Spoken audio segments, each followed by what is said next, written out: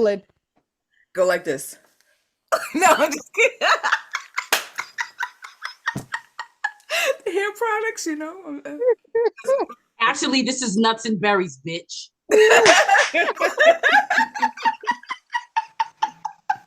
And that's a clip.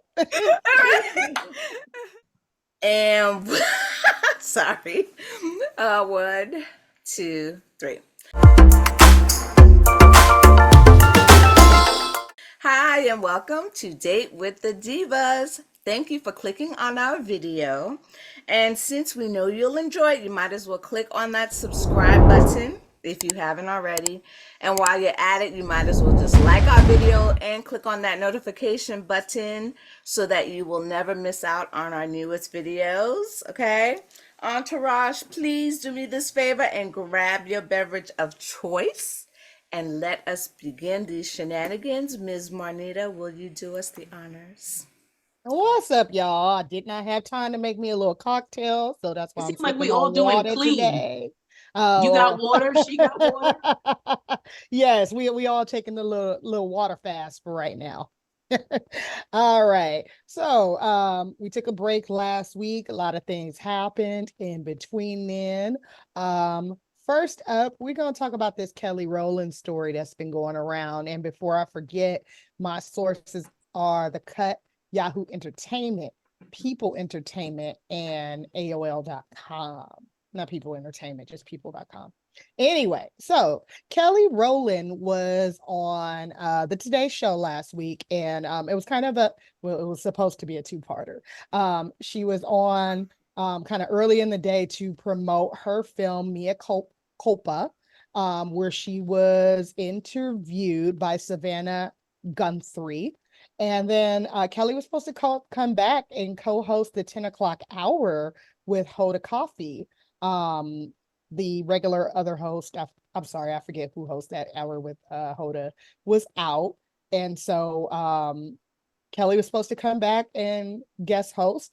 But when the 10 o'clock hour came, Kelly was not there. It was co-hosted by Rita Ora, who had to step in at the last minute. So the original story that's been going around was that Kelly Rowland and her team were unhappy with the dressing room that she was given, that it was too small.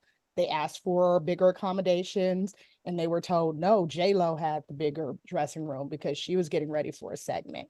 However, a story that I read on Love B. Scott today, a source says that wasn't the real reason she walked off, that Kelly was actually upset because during her interview with Savannah Guthrie, Savannah kept asking her about Beyonce and Beyonce's new album, and rather than focusing on the movie that Kelly was there to promote. So conflicting stories. It could have been a little bit of both. We don't know because Kelly and her team have not spoke out. But Hoda Coffee has said, hey, next time you come, you are welcome any other time. We can share my dressing room. A couple of days later, Kelly Rowland did an interview with Sherri Shepherd on Sherri's show, and she thanked Sherri for being light, for providing light, positive energy in the space. So, it's all speculation right now and just random sources that claim to be close to her saying that they know why she walked off. Divas, I want to know, what if she walked off for the dressing room situation, or if she walked off for the Beyonce situation?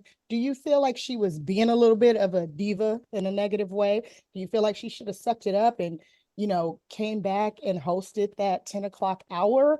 Or do you think she was just, going for what she deserved, whether it be a bigger dressing room, or it was like, don't ask me about this, stay on my career, not Beyonce's?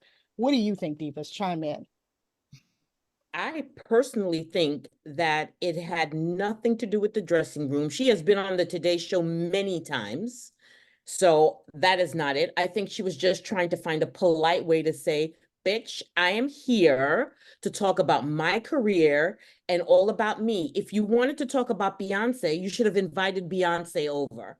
So don't mess with me. You could have asked me anything about Mea Culpa. You didn't have to talk about Beyonce the entire time. We didn't focus on me. We didn't even focus on my projects. So I think she was just trying to find a way to be, how do you say, come correct, polite, poli? For me, the story's a little muddy. Like, I haven't heard, like, our friend Alicia says, word on the street that, you know, Kelly Rowland had been a diva, has been a diva in the past. So I kind of find it a little suspect, unless, you know, it's happened and it hasn't been noted or what have you.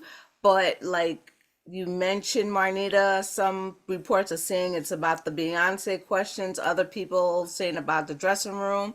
If it was about the question about Beyonce, I mean, Tina Turner's always asked about her time with Ike.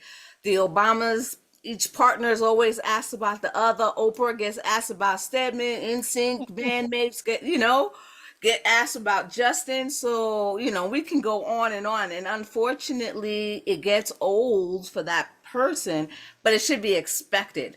And then at the same time, you know, Kelly Rowland has, you know, every right not to want to talk about Beyonce. She needs to, like Lavelle said, that it's like she's there to promote her film, you know. And if it was about the room, you know, that part too, it's conflicting too, because I was reading another article from US Weekly, right? And they started to, you know, they talk about the article and things like this, but I kind of felt like the writer was being a little skewed, because they started to make an excuse and say, well, you know, Rockefeller Center is a historic building, so the studios are smaller than other ones, you know, so you're already trying to create a scenario, just like I feel Holder kind of created a scenario. We haven't heard from Kelly, so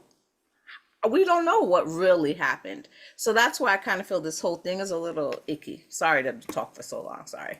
Oh no, you're good. I wish that Kelly would come out and say what the reason was, instead of causing all this speculation. I liked the first explanation of the dressing room more than the Beyonce. I thought that seemed petty. And because, girl, you've been asked these questions for 20 years. Like, now you're walking off shows because somebody asked you about Beyonce. And then she was doing a co-hosting gig. That's what she left. And Right. Beyonce wasn't going to come up in the co-hosting gig. Right. So I don't believe that's why I think she walked off because of the dressing room situation. I kind of agree. I think walking off for, you know, that, just like, you know, Joe said, it's just like you've done it kind of like years and years beyond, but also to walk off when you can kind of say, well, I'm here about this, or can we kind of like just, okay, like, you know, people are direct. You can be nice, Nancy, like, ha, you know, girl, can we just talk about my movie? You know, Right. and, you know, Absolutely. keep it moving. But I agree with Trees. I think more so, I could believe, she doesn't strike me as, we've never heard it before where she's being diva-esque, but I could see her kind of like being like, this is how y'all did me? Like, this is not nice. And just like, and I'm going to bring this up, like Jay-Z said, is like, you do stuff and you deserve to be recognized, and to a certain degree, when you seeing what other people get and you looking at, okay, well, this is how you did me. How about I'm not going to do this? Yeah. And call it a day. Apparently they gave Jennifer Lopez the dressing room she's accustomed to getting when because she's co-hosted quite a few times before, apparently. So she had expectations of what her accommodations would be. And so I think because maybe the Beyonce questions Like compiled with you giving That's what broke other the camel's back. artists. Yeah, maybe she was like, you know what? I'm not feeling appreciated. I'm good. Yeah. And I forgot to mention that this source that spoke to Love B. Scott said that generally Kelly has restrictions on people asking her about Beyonce and Destiny's Child, but the Today Show doesn't really like agree to terms of we're not talking about XYZ. So I agree with you, Andres. I feel like it had to be like maybe a combination of things. And what also made me think about accommodations, because when she went to Sherry's show, the kind of like, media, that press that came out about it, it was like sort of like a stab. Like, girl, you can come back every time. Like like, I appreciate it. Was like the banter that came out about that visit was like, I got you. You can come back anytime. Oh, I'd love to come back. Like, she felt appreciated in that space. And Lava, did you notice the dressing room was huge? Yes, I saw that. They made sure to show that, like, pan out. Yeah, the whole entourage in there. Yeah, Sherry was like, she had a very nice dressing room. All right, Entourage. Speaking of Entourage, our Entourage, chime in. Let us know what you think. Let us know what you heard on this situation. Was it the dressing room? Was it the Beyonce questions? I also, just another little tidbit that I heard that Kelly is expecting. So, maybe she wasn't feeling well. She's expecting, I believe it's her third child. So, maybe she wasn't feeling well or something. We won't know until she and her team come out and say anything. But at this point, it seems like they're not going to. But Entourage, drop down in conversations and let us know.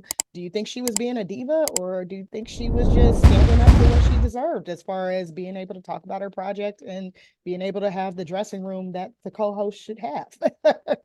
All right, that was a good quick one. Not that diva is a bad thing. Right, exactly. It's not a bad thing. As I was writing my notes last night, I was like, a diva. Oh, okay. You better give us our dressing rooms today, show. No, we are a little ways from that. Okay, so this next one is gonna require a lot of little backstory. We're gonna talk about the statement that Suge Knight made comparing Dr. Dre to Chris Brown. My sources first are USA Today, The Shade Room, Essence, Rolling Stone, Grammys.com, Desert.com, Page 6, and Us Weekly. See, I got a lot of sources for Somebody this. went to deep dive. Yes. Okay, so this all started this past weekend. NBA All-Star was NBA All-Star weekend, and singer Chris Brown revealed that he was contacted by the NBA to play in the Celebrity All-Star game and be on Lil Wayne's team. But the NBA kind of rescinded the offer.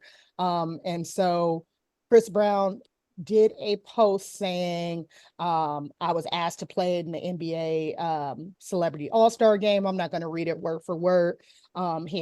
He provided screenshots of them asking him to play the game. I think there was some screenshots of what the uniform would look like. Then they came back and said, no, we don't want you to play, but you can sit, courtside, be front row. And so Chris Brown was like, yeah, I was asked to play in this game. And then they asked me, they kind of took back their offer because of their sponsors like Ruffles. So he added Ruffles, the chip company, for anybody who's not familiar. And he said at this point, he was just tired of people bothering him. He's tired of people offering him to do stuff, offering him jobs or whatever, and then taking it back. And he's like, he's tired of living in the past. Both Ruffles and the NBA have said that Ruffles didn't have anything to do with him not being asked not to play with the game. The NBA said that Ruffles has nothing to do with the celebrity roster. But why did they rescind it? Oh, they didn't say. And what made Chris Brown just come up with random Ruffles? Random Ruffles, right? Ruffles from right. So from another podcast that I was listening to, somebody who knows some people in the NBA, she was like, oh, I think somebody from that was working with them with Chris Brown told him that it was Ruffles or whatever. That was on a podcast called See the Thing Is, that I heard that, but I can't confirm. But so, they said, and they're not saying why they didn't ask him to, why they asked him not to play in the game.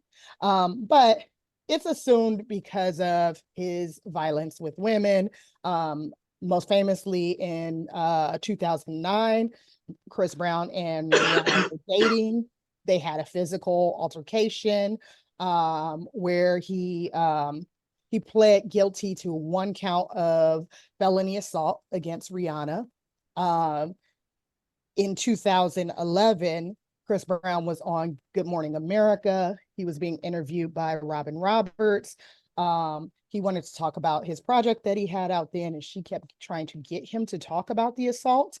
And it's alleged that after the interview, he went back to his dressing room. I don't know if it was tiny or not. He went back to his dressing room and threw a chair through the window. I don't know if you guys remember that. I remember that. Yeah. So there was that. Those were like the most two like famous allegations that we hear about. But also, as I was reading the articles, it says that in 2013, 2015, 2016, there were allegations there were accusations of him having violence against women. 2017, his ex Karaoke Tran requested a restraining order against him because he threatened to kill her. And in 2019, he was taken into custody in Paris for sexual assault allegations. So yes, these things are all in the past. Can I just jump in for a minute before you get that? I was Yeah. about to be on his side because I was like, it's been in the past, but you just gave me too much new history. I'm like, okay. Yes, and I was thinking that as I was writing the feeling notes. bad because I was like, he should, I'm not saying what he did to Rihanna Right. is acceptable, but if that was in 2009, we in 2014 or 2024, and let the past be past. But man, he got a history. Right. When you're I coming can't up to even support him anymore. 2019, and it's like, right, that's yeah, right. Because we were texting about this offline, Entourage, and it was like, okay, for me, my mind goes to the Rihanna incident, and then I kind of remember the Today Good Morning America show incident. But as I was writing the notes, I was like, damn, 2019, that wasn't too long ago, for us to be. For you to be talking about, I'm trying to move on. COVID shots ago. Right. Yeah, it sounds like his anger management classes aren't working. Exactly. And it's like, okay, you're trying to rebuild yourself, but you're not exactly moving on. Now, let's bring in Suge Knight's comments. So Suge Knight, who I believe he's still in jail because he made some comments. Yes, he is. But yes, podcast is called, what is it called? Collect Call or something like that? Right. I guess somebody, you said it's a podcast called Collect Call? Yes, or something like that. He got R. Kelly on him there too. He got R. Kelly in that. Oh, sorry. Was that too much? Probably. Too soon? Probably, because I know R. Kelly has been doing stuff. But so Suge Knight made some comments, and it was accompanied by some weird looking AI Suge Knight thing. It looked like when you playing Grand Theft Auto or something, and they have the little actors in the middle. That's what it looks like. Long story, but so Suge Knight, I didn't hear this whole statement. I saw a clip of it on the Shade Room, where Suge Knight is saying, you have someone in this secret society, and a lot of these actors and comedians and musicians are talking about this secret society that people are in, and he says, you have someone in this secret society like Dre who gets a pass for beating on women. He said Dre has beat up on more women. He used a different word, but I'm gonna say women. He said Dre has beat up on more women than anybody, but they gave him the Global Impact Award, which we talked about that a little bit on the show 2 weeks ago. The Grammys named an award after Dr. Dre, the Dr. Dre Global Impact Award. And Suge Knight was like, he basically has an award for beating women, while Chris Brown was stripped of his crown for beating up one woman. Now, we've already established that it's been more than one, allegedly. But I wanted to get into Dr. Dre's history a little bit for those of you guys who aren't aware. So Dr. Dre's history includes alleged domestic violence against his former fiance, the singer Michelle. So the couple were together for 6 years back in the early 90s. They had a child together. And according to Michelle, Dre raised his hand to her many times. And her injuries included a broken nose, cracked ribs, black eyes. And so at some point, she found comfort and solace in Suge Knight. She said he was her knight in shining armor. So she then started dating Suge Knight. The couple married. They were married for 8 years, even though Suge Knight was in jail for 6 of those years. She said that Suge Knight beat her once or hit her once and then said, "I'm sorry, I'll never raise a hand to you again." And this drama was all kind of shown on the 2016 movie Surviving Compton. Dre, Suge, and Michelle. Did anybody else watch that? That was on Lifetime. I saw that, yes. Yes. So yeah. So that was kind of when I watched that documentary, it was kind of when I became aware of Dre's history of abuse. And then coincidentally, just this past weekend, I was watching the Ladies First documentary on Netflix. Dee Watkins. Yeah, or Dee Barnes. Dee Barnes, yeah, sorry. Yeah, so Dee Barnes, shown here in this photo. Yeah, she was a rapper, as well as she hosts a show on Fox called Pump It Up. It was, I believe, the first like hip hop show on Fox, possibly on network television. I may have that wrong, but yeah, she would interview different rap artists, and I think she interviewed Ice Cube in this. I'm guessing this was the time around the time that Ice Cube was leaving NWA. I don't know. Something about that interview, Dre felt disrespected. Something about what was said or shown on that interview, Dre felt disrespected.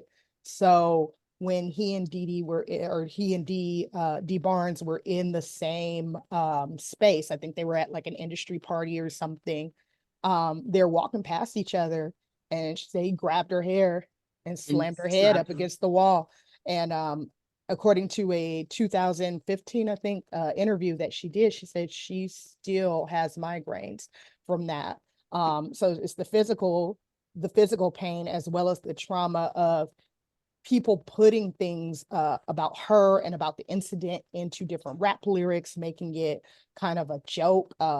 She said there was one song with Dr. Dre and Eminem where I think she said it was called Bad Decisions, where Eminem's like, I ain't gonna listen to somebody who smacked Dee Barnes or whatever.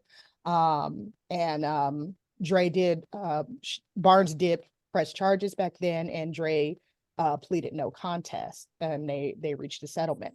So all that to say, all that to give the history, Divas, I want to know from your perspective, why do you think that the public, the music industry have been more forgiving to Dr. Dre than they have seemed to be to Chris Brown? So we have a picture here of Dr. Dre. I believe this is the Super Bowl 3 years ago.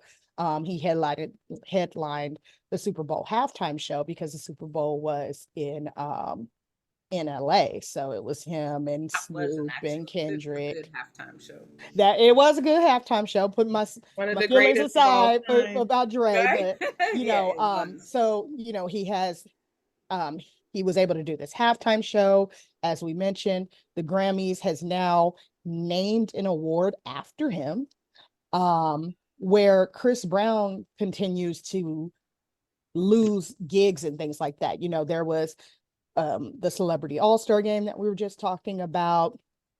The AMAs in 2022 had booked Chris to do a tribute to Michael Jackson, and then maybe a week before the show, they pulled it. That same AMA. Yeah, they don't like him.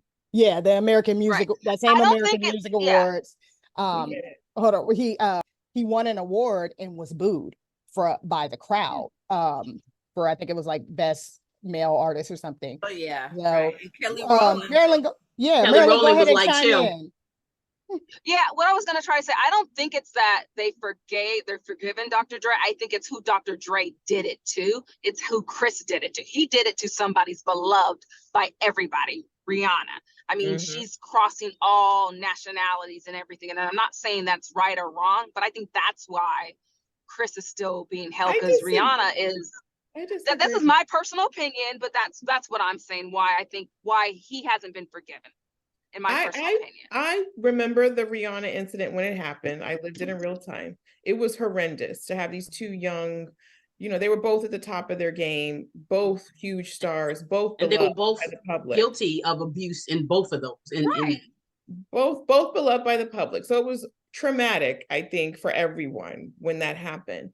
I would be willing to forgive Chris Brown because he was a young man at that. I think he was 19 when that happened. For me, the issue is that he's a problematic individual. He has anger management issues that he will not resolve, and they're always acted out against women. I think we did a story where Usher had to check him because he was bullying somebody. Like, this man has problems. He's a recidivist.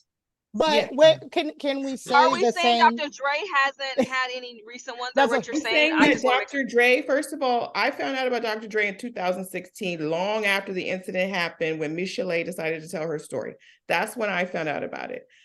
So I was like, oh, okay. That was her story. And then there was this other lady, but we haven't heard anything else about Dr. Dre. That's what I kind of agree with Trees. That's what I mean. Like this, and it kind of works in the same thing that Marilyn was saying. I'm not saying either one is right or wrong. The thing is, I'm always hearing Chris Brown in some mele. And even though Dr. Dre probably doing something, maybe I'm not hearing about it. We're not hearing about it like that. So if you always in the mele, it's hard for me to give you some grace. You know what I'm saying? And I agree with you. I feel like if a judge is looking at this and you've been in my courtroom in 2000, then I see you in 2002, then I see you in 2006, then I see you in 2007. I'm like, what's going on? The thing is, you just like any law enforcement system, there is, you get on parole or whatever, then you violate your parole, but then you want forgiveness and you keep violating parole. Someone is more apt to give you that grace. I made a mistake. Okay, fine. Okay, damn, you made a mistake again. Okay, but like, what do they say? Fool me once, shame on you. Fool me twice, shame on me. So it's like now we had 3 and 4 times. It's like, what the hell?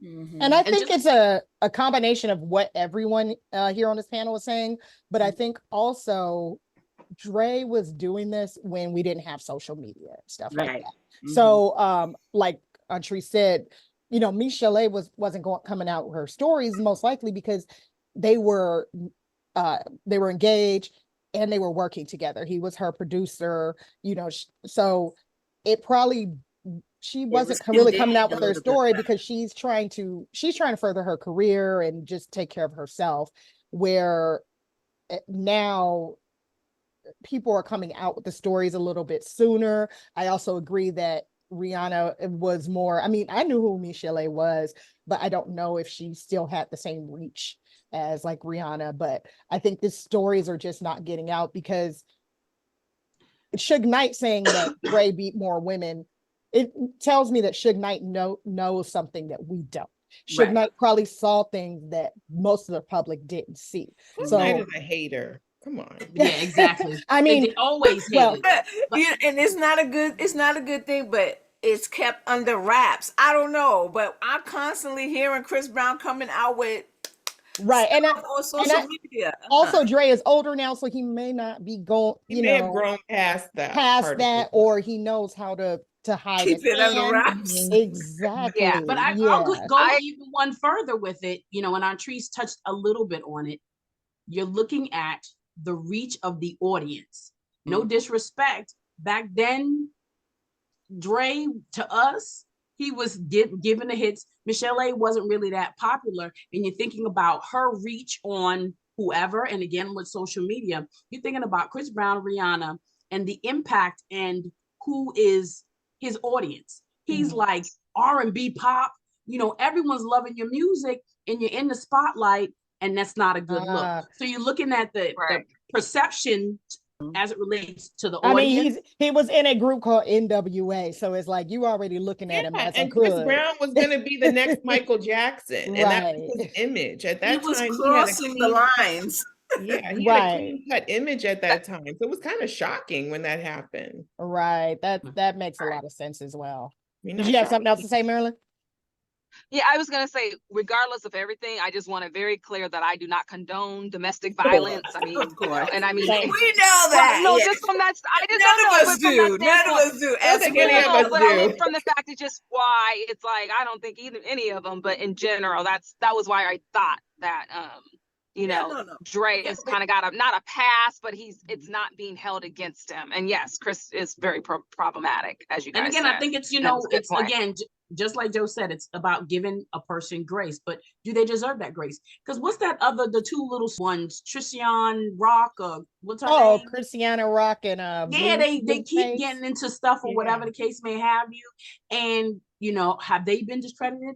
But it's just like, again, that's now their image. Right? Exactly. And like, that's what we expect.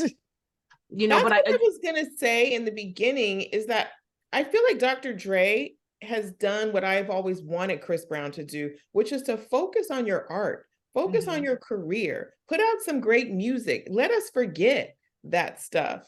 But Dr. Dre has given us so much, so many other things to say layer on top of that. And he has had more time. You know, we're talking about things that happened in the 90s with him. I don't know what else has happened. There have probably been other things that we're not aware of. So, you know, he has had more time, but Chris just doesn't seem to be, as I read the notes that I took, it's like, you don't seem to even be going down that road. Like, okay, I haven't gotten in trouble in like this many years. Yeah, like I read in his statement that they offered to him, they wanted him to come sit courtside. Like he could no longer participate, but they still wanted his presence. It's like, dude, take that and make the most of it. Go, act nice, talk to people. You know what I mean? Like try to rebuild relationships in the industry. Or if you don't do that, like okay, I understand if you don't want to do that, but don't. I think it also, these Twitter fingers, and I've said this before, are working against him a little bit. And it's like, I know you're mad, but you need to take the Kelly Rowland route a little bit. You know, let us wonder, because you popping off, and now it just kind of reminds everyone. Now, you know, people are writing stories, and oh, you got in trouble in this year and that year and that year, and it's like, how are we going to forget? And this keeps happening. It was just I agree with you on that he should have let it go. I mean, yes, he was hurt, but even if he didn't show up, maybe not publicize it, and just you know, and that would have maybe also been a good look for his image. Like, okay, he's not even putting it out, you know, it's like he's trying to start something. What did Jay-Z, the king of the secret society, say? You got to keep showing up. Keep showing up.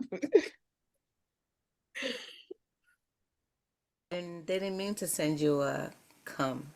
They were wrong. And just was like, oh, my bad. We couldn't. It was several emails. They couldn't recall the emails, and then I was like, they had to run with it. I believe it was more than one email. I guess he was on the wrong email list. Thank you. It is like kind of daunting. Like, well, okay, why would y'all?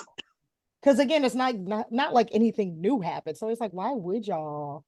But again, because some of the sponsors probably didn't want to be associated with him. Right. They just don't want to step up and say it. And that's their right, you know. But definitely it sucks. But you know, Chris, just kind of like Auntie said, just do your music. Focus. You're a great artist. You're a great entertainer. Focus on that. Yeah, he's a great entertainer. Get into some anger management. Yeah. He did at one point say he was done with LA. It was very vague. It was just like I'm done with LA statement, but nothing came of it. But yeah, maybe just go somewhere, calm down, do some yoga, chill out, send us an album or something. Tai Chi. Yeah, What's that called? get that Lil Jon meditation album. It's coming out later on in February. Okay. You know. Okay, yes. Okay. Listen to that Andre 3000 and just chill out. Entourage, drop down in the comments. Let us know what you think. Let us know again, do you have the hookup or ruffles? Do you know why Chris Brown was pulled? Was his name accidentally on the list? Let us know about this conversation. What do you think about this comparison of Chris Brown to Dre? Why do you think that they are looked at so differently? All right, y'all, we're gonna throw a little bonus one in. So the Real Housewives of Atlanta has already announced that Porsha Williams Guobadia, I'm sorry, Guobadia, my bad. Don't come for me, Porsha. Sorry, I just had to finish that. Sorry. Finish it. I was thinking it in my mind. So Porsha Williams Guobadia will be returning to the cast. For y'all that don't remember or don't watch, Porsha Williams joined the cast. She was married to, who was she married to, Atrice? She was married to Cordell Williams. Cordell Stewart, former NFL player. They divorced, then she was single, then she hooked up with Dennis. They didn't get married, but they had a kid. Then all of a sudden she was engaged to Simon, who was introduced to us on the show as Faye or something. Fallon's husband. He was married to a whole nother woman. Yes. Who the show introduced as Porsha's friend. And Porsha and Simon supposedly met at Simon's home when Porsha was visiting her then friend of the show. And Simon was like, yeah, you know, something about having another wedding. His wife didn't know that he meant with Porsha. But anyway, Simon has been he's fighting. They got married. Yeah, so they got married. Here's a photo from one of their weddings, because I think they did a wedding. Barbie doll. Wow. Yeah, okay. So this is the other one, because they did a wedding. Africa wedding. Yeah, they did a wedding in Africa and here. So he is African, but he is facing deportation now. So it was a lot of stuff. Allegedly, he came into the country on a visitor's visa, overstayed that welcome, got kicked out, came back on another visitor's visa, got, I think, kicked out again, did like fraudulent marriage to try to stay in the country. They found out that was fraudulent. And he's got some fraud cases going back to like 1985 or something like that, because he is an older gentleman. So it looks like he might be deported, or, you know, there's gonna be some legal trouble, some legal battles. Y'all gonna tune in? Prenup. My understanding is it's not a deportation issue. He's trying to get a citizenship. Oh, okay. Being Right, denied. they're not trying to I guess get yeah. Exactly. Okay. Yeah, so I guess a little different. Right. I don't know. The headline that I saw said he was fighting deportation. Well, what's going to happen is he's not going to be able to stay here, because if he's trying to get his citizenship, he's under some sort of visa in order to stay. Well, he might have a green card. Yeah, there we go. It's a green card. But the thing is, he they're trying to say that was under fraudulent something. Exactly. Right. Because he didn't indicate his criminal history or one time or another. Yes. But apparently he's come back several times, done several things bad. And so here it is, you're trying to get that erased. But that was like 20 years ago from what I remember. But I think it's not the fact that it's 20 years ago. He's done it under different names, different aliases. I was like 2 times. It's been over. I think it's the number of times that he's trying the number of infractions. There we go. Exactly. I think it's just the number of times that he's done different things to come here. You know, he was under some sort of visa for agricultural thing, but failed to indicate his criminal history. Then the next time he came in under a different name, you know, under some and then committed some financial fraud. So I think it's just the number of infractions that they're looking at him like, you need to go back to Nigeria, and I'm gonna need for you to stay there for a minute. I need you to marinate. on some. Marinate for like 6 to 10 years, and then let's try this So, again. Real Housewives of Nigeria, anyone? Hey, A Porsha and what's his around name, Porsha? Guobadia in Nigeria. Ladies, much like Teresa Giudice on Jersey, I guarantee you, if this man gets deported, Porsha will not be going with him. I feel like Porsha would. Like prenup. I feel like Porsha will go back and forth for a minute if it benefits her. Like Basically, How She would it has a benefit her? child with She'll a visit. man and- that probably will not let that happen. How would it benefit her? wait, what'd you say, Lavelle? I said she has a child with Dennis. Do you think Dennis is going yes. to relinquish No, it his ain't daughter happening. just like that? I doubt it. And right now, you know, this will be good fodder for the Bravo network. So they're probably like, okay, let's see how much we can squeeze out of this to get some entertainment from it. Yeah, exactly. I was going to ask, is this going to make y'all watch? Of course, I watch anyway. But I was like, we Porsha. watch anyway. Happy for her to return. But I think it should be noted that Miss Guobadia got a historic deal with Bravo and Okay. Universal. For her to return, they had to offer her a multi-scripted deal. So they have to give her some scripted projects Oh, along with her. So she's the first housewife to secure such a contract. Okay, so Okay. please That she explain by like secured such a scripted projects. So like movies, TV shows. not How reality. much of a Multiple script? How scripted much of a projects. script when they say this? They were like, okay, you get a page worth of text. Thank you. Or you get a hello on a No. Lifetime movie They type thing. they put out a statement that they are so excited to work with her. They're happy to have her back on the team. Basically saying they appreciate her and they're rewarding her for Could coming. that be because Miss Burris is no longer part of the organization? Well, I think Miss Burris is still going to be working with NB Universal, I would imagine. But not housewives right now. Yeah. But I mean, But- that Portia's contract is historic. She's the first housewife to get a deal like that with NBC Universal. Convenient when her husband's having some problems, so that they could be like, yeah, we're gonna script this to the story. The I mean, NBC come on, it's execs all was like, beneficial on both ends. It's all Yeah. beneficial on the both Bravo execs called the whoever's in charge of deportation or whatever. They called them and was like, hey, have you looked into Simon INS. lately? The INS. It was like, have you looked into Simon Guobadia lately? We need some juice for this season. We need some mud for Kenya to sling at Porsha. Thank you. All of a sudden you see Homeland Security coming on scene. Oh, but that's a question. Answer. So, you think she knew all of this stuff before Ooh. marriage? No. She might not have. You didn't know about the Underground Railroad. You think that she knew about this? I think her dumbness was an act. He may not have told her these things. I don't think he told her like what. I don't think he told her like, hey, by the way, I'm a criminal and this and that. And I don't think she cared to ask.